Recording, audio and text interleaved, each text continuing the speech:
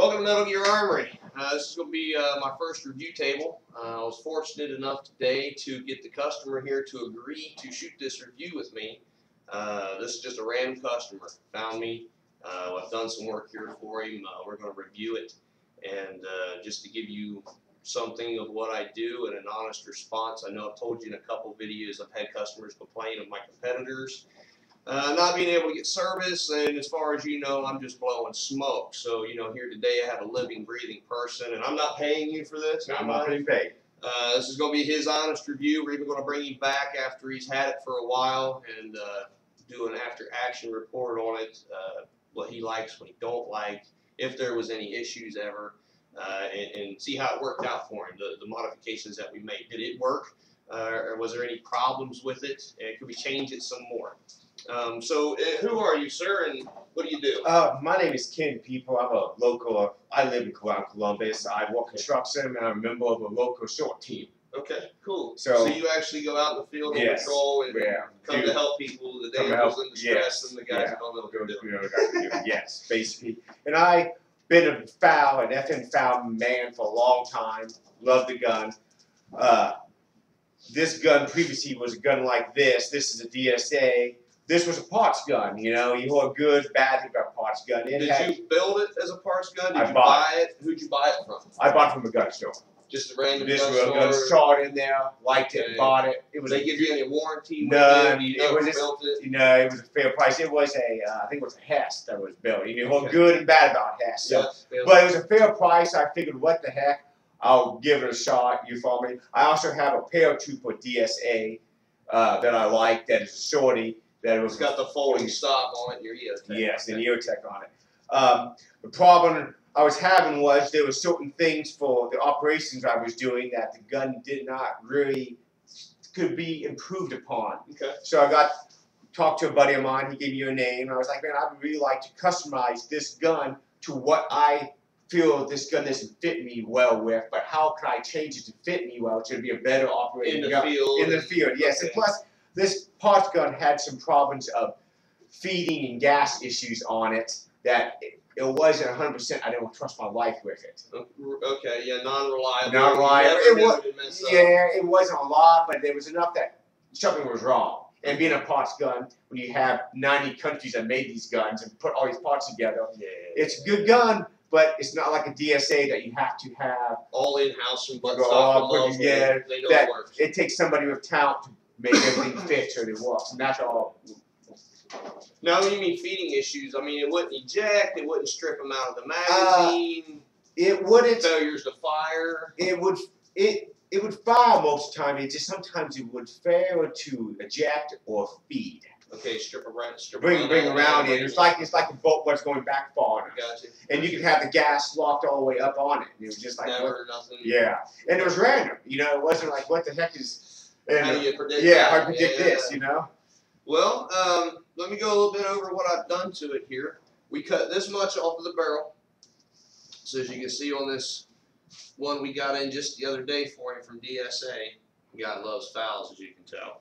That's how much off we cut. Now, with this version, the way it is, you can remove this and put another one on. Any kind of different muzzle brake you would want. What we have done to this one, and you'll see later in the video, I've included some other pictures and another short video giving you a close-up of this with a better camera. This is pinned and welded on.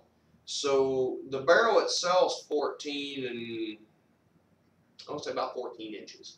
And then with the muzzle brake screwed, pinned, and welded on, it makes it 16 and a half inches. So you're still completely legal having this gun as short as it is. Something else we did is we worked on the feed system. We beveled the gas port in the regulator here. We smoothed and tuned the piston inside. We freed up this adjustment ring here and basically polished the bolt, the receiver, and all the components inside. We give you a trigger job. We obviously Cerakoted it in the BDU pattern like. We wanted it to have a one-off so that he didn't be copied by anybody else, so we give it a one-off pattern. And so it's Cerakoted inside and out, all the controls, graphite black. We did a trigger job. Go ahead. You also took, they can see here on the bolt release, this is a small bolt release here. I mean, not bolt release, mag release right here. I'm sorry, mag release. And we took and put an A1, there's a inch gun to fit a metric gun. You made it fit so it's a much wider mag release right here. Correct. Instead of having the single thumb post, it actually carries across the whole body underneath there. If you're a FAL guy, you know what I'm talking about. It carries across the whole bottom of it. But the problem is these are metric guns, and they only put them on inch guns. So Correct. you had to do a little bit. We got it to work just fine. I did have to stretch it just a little bit. Difference between metric and English is, you know, miles and kilometers. It's just a little bit. So we had to stretch the pin a little bit to hold the magazines up. But it's a phenomenal little piece. I love it over top of what they put in these. Yeah. Oh, these things here, cumbersome and hard to do. Yeah, that one you got now drops it right out and easy to get. You can get to it with your index finger. I was doing it the other day. Yeah, it's a lot easier to take the mag out, and especially in a stressful situation. We installed a larger bolt stop. Yes. Thumb release. We had to work with that when you brought it to me because it wouldn't lock back on certain magazines. Back here in the back of the magazines where the little lip sticks out to catch the actuator, it was too short. And so we created a whole new one and put the new pin in so that it would fit all magazines that he stuck in this firearm. My general rule is don't start modifying magazines. You want to be able to pick up any magazine in the field and stick it in here and it should work, barring somebody else's modified magazine and you want it to be the correct magazine for the firearm. But what I'm saying is if you have a firearm failing to feed, don't go sawing on your magazines. Make the rifle work. It's the rifle that has to accept everything. It's the receptacle. So what you wind up doing is you got 6 magazines that you know will reliably work in your firearm. What if one of the magazines take a round? What if you lose one? What if it gets run over, bent, deformed, wears out? Now you've got you don't have another magazine you can pick up out in the field and feed your firearm with. So make the firearm work. That's the best survival principle you can have. And that's the one we work with here. So I got it to feed all these different magazines. F.A.L magazines, Rock River magazines, D.S.A magazines, they all feed in it now reliably without an issue. I'm pretty confident you can pick up any F.A.L that you find or Rock River 308 mag that fits it, and I'm pretty sure it'll feed just fine. Old military, Old military like I said, 90 countries adopted the gun, so. Right. There's a lot of magazines out there available, and you don't want to have to worry in a situation you need another magazine. You need to carry a file and a toolkit with you to make this magazine fit your gun. Where are you gonna find time for that? Another thing we did is you'll see in the video I shot is we put AR-15 sights on this gun. Your regular F.A.L will not accept an AR-15 sight. We had to do some modifications up here where the front sight screws in, and then we just bought from DS Arms the rear sight body and a True Glow. Yeah, they were True Glow AR-15 night sights, tritium gas capsules for rear and front sights, and it looks pretty. Yeah, it does pretty good because you gotta have night sights because you can't see at night. Yep. They're.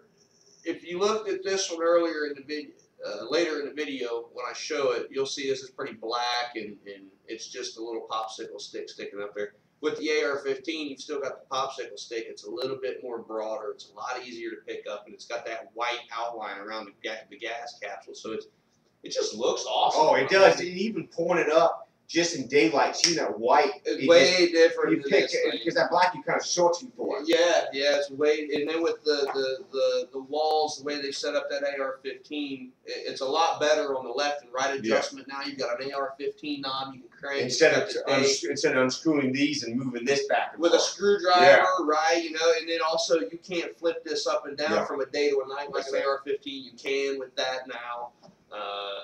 So that works awesome. I love that aspect. I like that we did that. And that's what I like to do here, one-off stuff. You got an idea, this doesn't fit this gun, but I really want this on here. This is for a Remington 700, and you got an AK-47 buttstock, okay? We're going to jam the two together and make it look slick and make it work great. Functionality and reliability is always first, but we want to make it look good, too. eyesores are just as bad as an unreliable weapon because it's a lot of money. It sits in your closet that you don't use.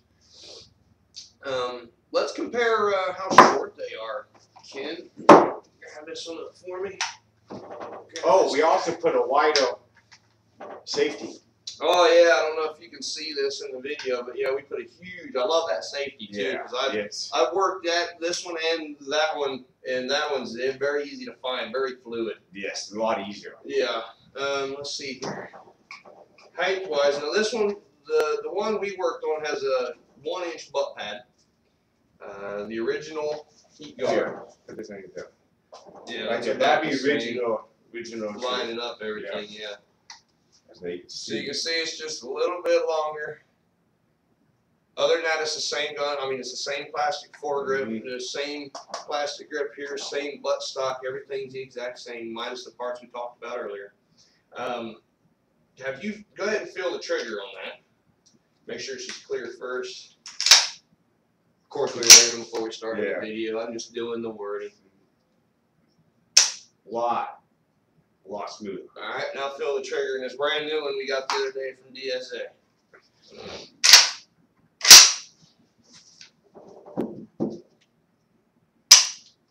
More scratchier. A lot of creep in it. A lot of creep. A lot of scratches. All right.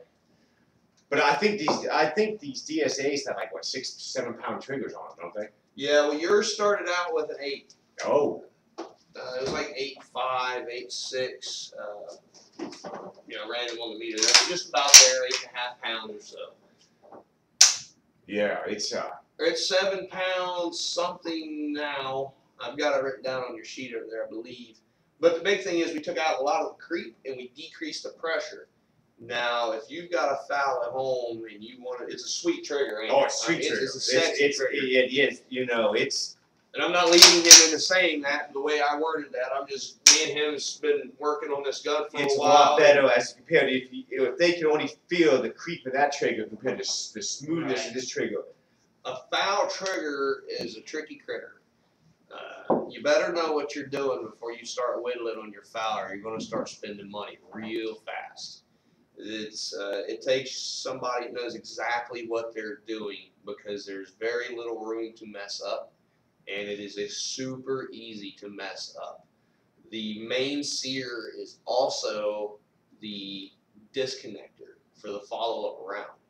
So if you start messing with the sear on the trigger and you don't cut that edge exactly right, or you round the top edge, you're going to get a situation where it will fire the first round you rack the bolt on. It won't fire the next one because the hammer won't catch. It'll just close. It'll go up with the bolt. So you're going to rack it again, which spits out a live round, and then you get to fire again. It won't catch. To fix that, you got to be better than the guy that did the trigger job the right way the first time, because now you really need to squeak some metal out of areas that there really is. I'm talking thousandths of an inch is all you've got to play with. So don't mess up. If you do, call us. If you have messed up too bad, I can probably save it. If you've messed up pretty bad, we're going to have to start over. You can still have a very sweet trigger in a F.A.L. I've done a couple of them. One of them, one of the first ones I've done for a customer, put some D.S.Rs on his F.A.L, made it like a sniper gun. He put a big old scope on it. Yeah. I think I got that trigger down to 5 pounds, 11 ounces. I mean, it was like glass, and it was super sweet. But it took some time and some knowledge to get that trigger to come out right. I don't think we're going to have any issues out of it when we're done. I'm really happy with the result. Of course, you've got a lifetime warranty. If anything ever happens to it, you don't like it, it gets a gouge somewhere in the Cerakote failing, bring her on back. We're going to fix it up. Well, don't worry. I'll beat the heck out of it. Oh, good. That's what we want. Like I said, I was thinking about bringing you back for an after-action report, seeing how it holds up, how, if there was ever, it worked good for a while, but one day at range call or something, one of these magazines didn't feed, or, an issue contributed maybe to something, we'll look at it, or, just remember, if anything happens, let us know. That way we can document it, the good and the bad. That way you get a good, honest feel for how everything's going. Sounds good. Um, through his paces. Good. Call some rounds out of it. I do know it throws a fireball at the end of it now, though. Having that 14-inch barrel on there with the pressed, welded on muzzle brake, it starts about that far in front of the muzzle, and then it just coughs out a huge flame. It's crazy. I can't wait to shoot it tonight. Yeah, well, that's the reason you keep on moving at night when you shoot. Set the woods on fire and scare everybody. Yeah, you just don't stop moving. I think some of it may have to do with the way they designed that muzzle brake, the way it channels the pressure out of them 16 holes around the side of it, how it just kind of, because I'm serious, the fireball doesn't start until 6 to 8 inches in front of the muzzle, and then it ignites all the gas and burns it. It's a crazy thing to see. Super loud too. Right, that just puts a field guard on. Yeah, yeah, definitely. All right, well, I think I'm going to wrap up here with, you can reach us at metalgeararmory.com. You can find me on Facebook, as much as I hate to say that. If you're spending a lot of time on Facebook looking for me, don't. Save yourself, save your life, and get off Facebook. I'm on Twitter as well. You Facebooker? No, Facebooker. I don't even, never been on it. Good. Never been on it. Good. I'm ashamed to sit here next to you, Yeah, sir, and say no, that I'm no, affiliated with such an organization. Hopefully it's a passing fad and everything will go back to sanity soon. You can also find me on Twitter at Metal Gear Armory, Google Plus, Google if you're looking for the shop, and you can always reach us via email, sales@metalgeararmory.com for any of your firearms related questions or needs. And I'll get back to you guys for the next section. I think I'm going to do a review section here. We'll start giving either weekly or monthly reviews on equipment that we have, how it holds up, if it broke or not, anything like that. One thing I will say in closing, I used a sticker pack from Mon Tactical to do this Cerakote job. Good company service, good customer service. It was prompt. The sticker pack had everything I needed. I contacted Mon Tactical. I wrote them an email, and I've been waiting for them to reply. And I'm not flinging mud here on another YouTube company that's trying to make it. Please keep supporting Mon Tactical. There's not very many people out here that do this. But I contacted them, and as of a week now, I haven't heard back from them. So I imagine they're just super busy, but take that for what you will. While I was doing this Cerakote job, I ran across a couple of problems. I would take a lot of time to make sure that these stickers would follow the corners and around the edges, the sharp corners that I'm trying to break up, and make sure they stuck very well. I degreased everything. I'm a professional. I follow the book rules, and I tend to do things overkill sometimes. So the rifle was squeaky clean. It wasn't me. Even after the fact, as I went on throughout the paint application process, I had other problems. So it wasn't like I could clean the gun again right in the middle of painting it to make these stickers work. The problems I ran into were in some locations, no matter what I did, and I imagine it was the way they applied the glue to the vinyl stickers before they cut them out. I imagine there was some bad spray going on with the manufacturing process. Some stickers stuck excellent. Some stickers and some portions of them would not stick. I have a set of chopsticks, like Chinese food. This is a big version of a chopstick. It's got that nice flat end on it. It's a nice soft wood. Well, it's hardwood, but it's soft to use on the metal and the stickers and the paint. And I would roll it across like the edges here in the receiver. And I've got pictures of this as well. The edges here of the receiver, across the back here to help blend in the sight. And just, there was a main one that just kind of laid right here, just on this flat surface.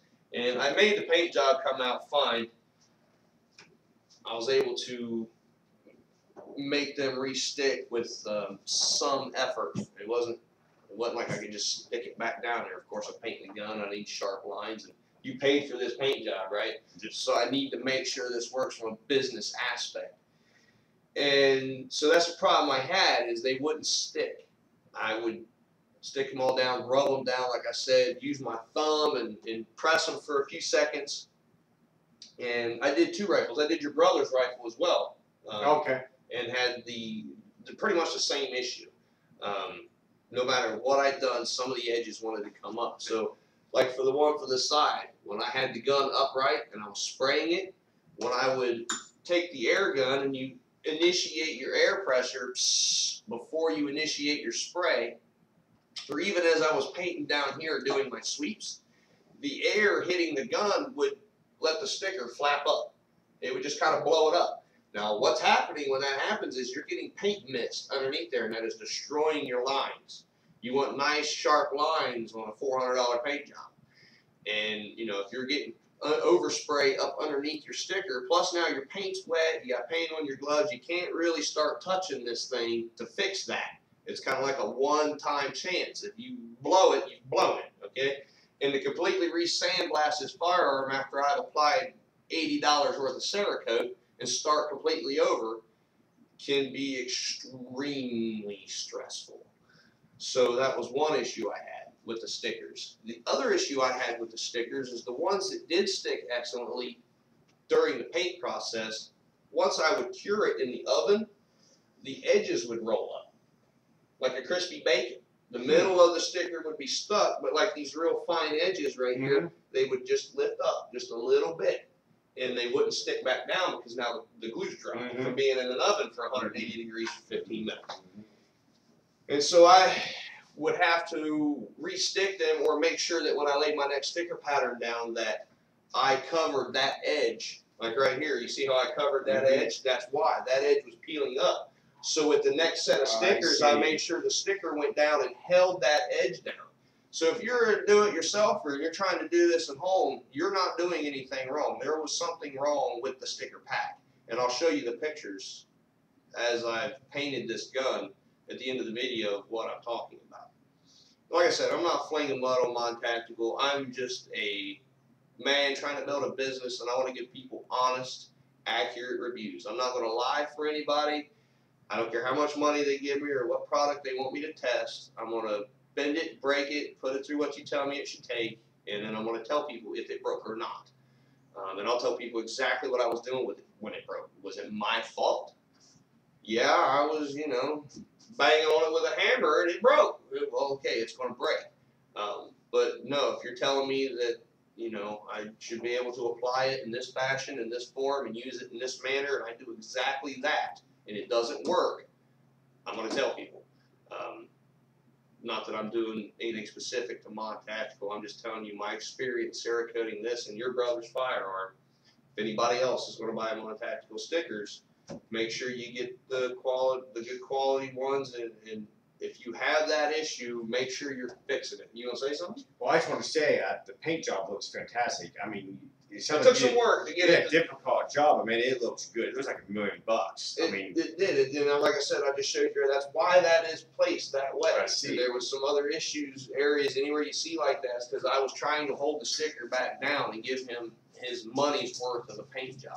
So I'm not going to let anything roll out of here that you're unsatisfactory with. It's good pattern. It ought to break the gun up out and bust good. You know, it ought to be. It's great. It's exactly what I wanted. Well, thank you. Thank you.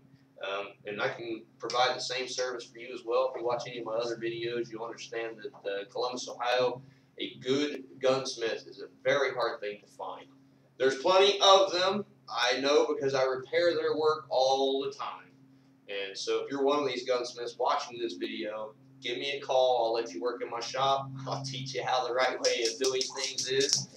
I know it seems like a conflict of interest. You can steal my business, but I would rather our firearms work and work properly and there be more of us successful out there in the world versus the dwindling culture that we sometimes seem to have with our firearms. Not so many people are proactive anymore. Some people are just downright ignorant. There are no stupid questions, but I do believe in stupid people. So with that, Peter, I appreciate you coming in today and giving me this review. And well, we'll see how she works out in the field. I'll make sure we get you back. We'll give her 6 months or so, or until you run into an issue, and we'll bring you back here to the table and get your thoughts and feelings. I won't hold up the back on her. We'll give her a full bore. Yep. Bang her through up. The mud, through everything else. Good, good. All right. Well, so long. Like I said, you can reach me at You can watch my videos on YouTube. You can reach me on Facebook, Twitter. You can find us on Google. Sales at metalgeararmory.com, metalgeararmory.com for the store. And find us if there's something we can do for you. Take care.